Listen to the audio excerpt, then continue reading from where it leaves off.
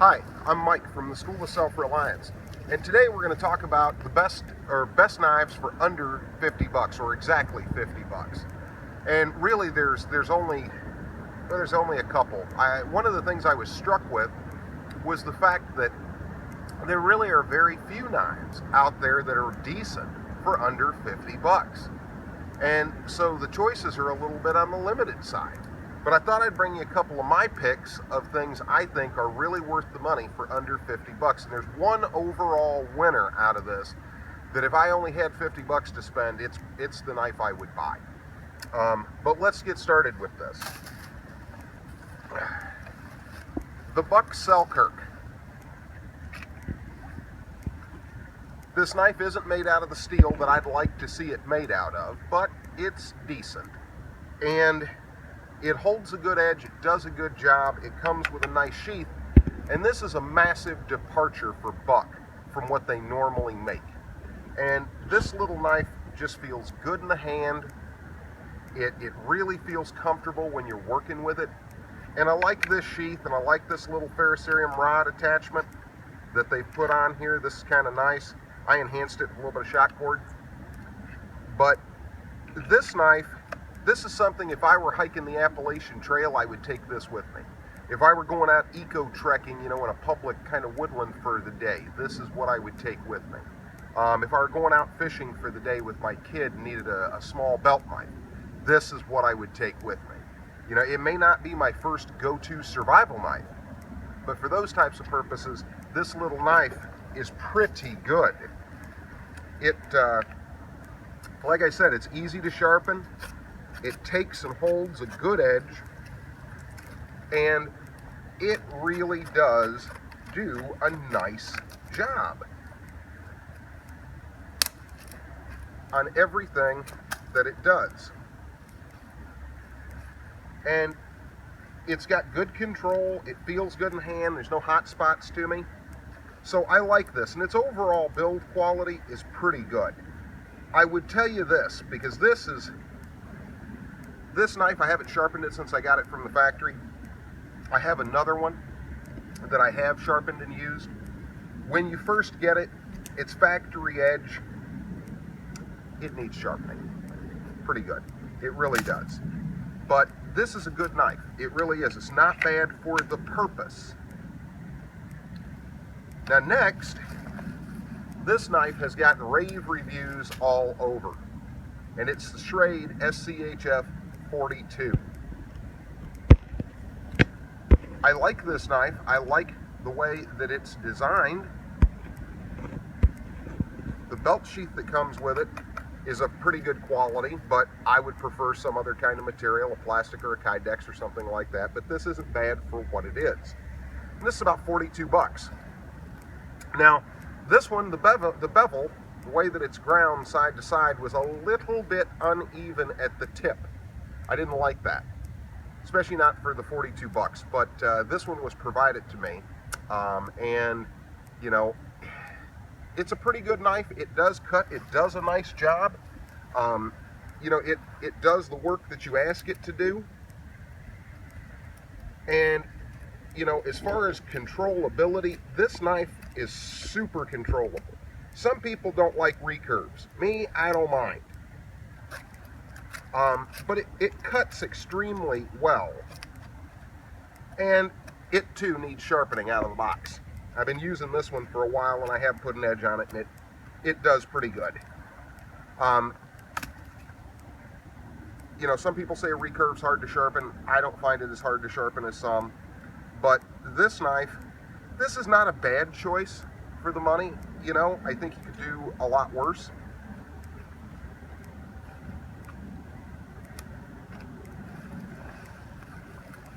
This one, for a large knife, it's the Schrade SCHF 3N. Now, the sheath with this one is utility, but kind of crappy. But this knife's about 35, 36 bucks. The steel on it, it's a Chinese steel. It's 8 CR MOV steel, and the Chinese seem to do an okay job on that. They seem to actually do a pretty good job, because this one's a tank. I've been using it for a while, and it really does work. And it does sharpen easily, and it does hold a decent edge. I have kind of an affinity for this knife because it's a Chris Reeve clone of his model of the Pacific, and so for that reason I like it. I also like it because it does really work.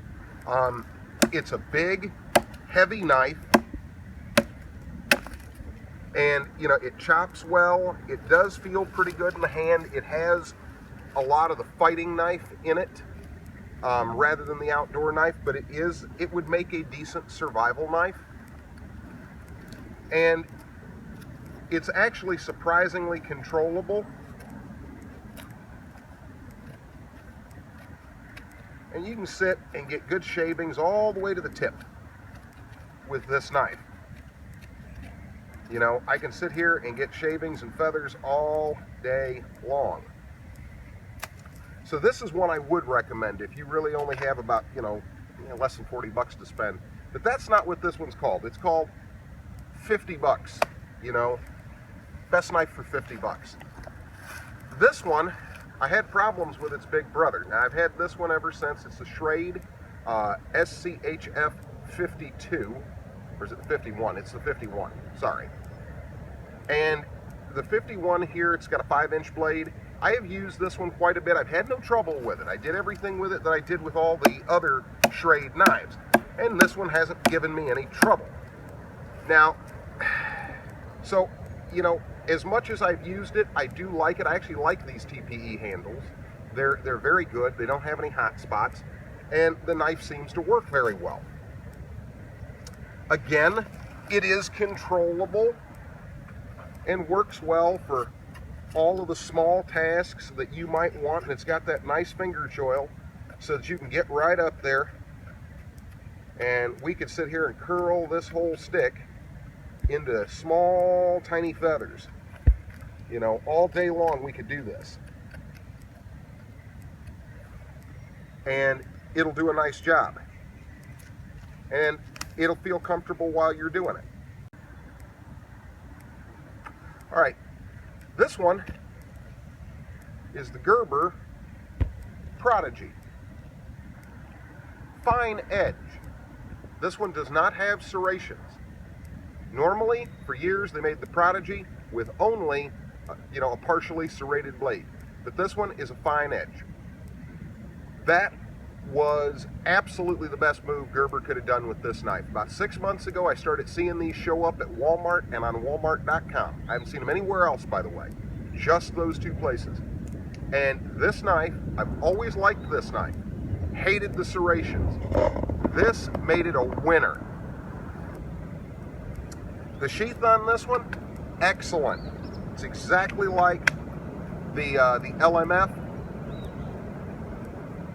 and LMF2 knives, totally ambi. Knife can be put in from either direction. Totally MOLLE compatible. And as far as cutting, this thing,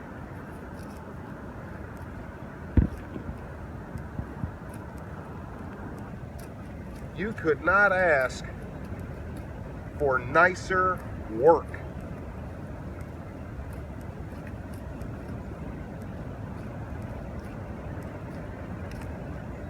This thing just works. And it's easy to sharpen. It holds a good edge.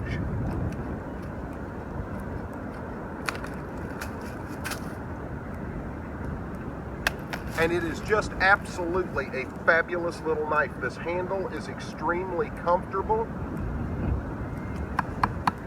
And it's just tough. It's made very, very well. It really is. It obviously is not a chopper,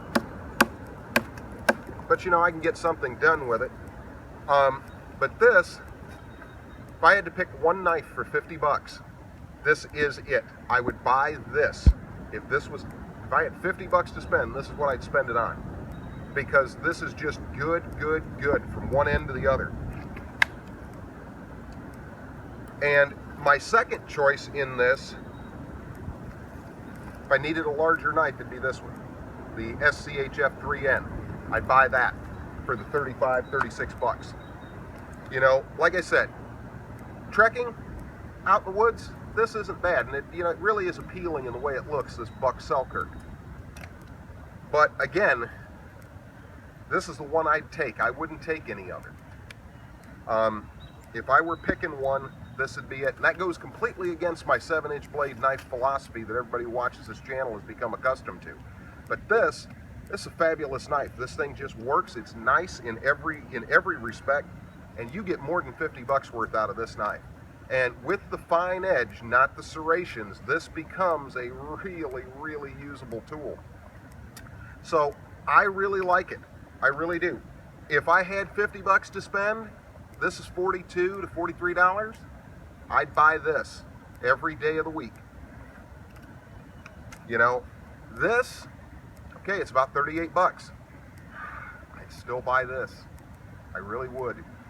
I kind of like this. I want to like this, but I can't really bring myself to completely trust it after some of the stuff that happened with the 52s. So, you know, but this, I can trust it all day long. I've been using this thing now for a couple of months. The finish is held up well. The handle is comfortable. Never had a complaint. And, you know, I'd put this on every one of my backpacks. I really would. And then, one other knife.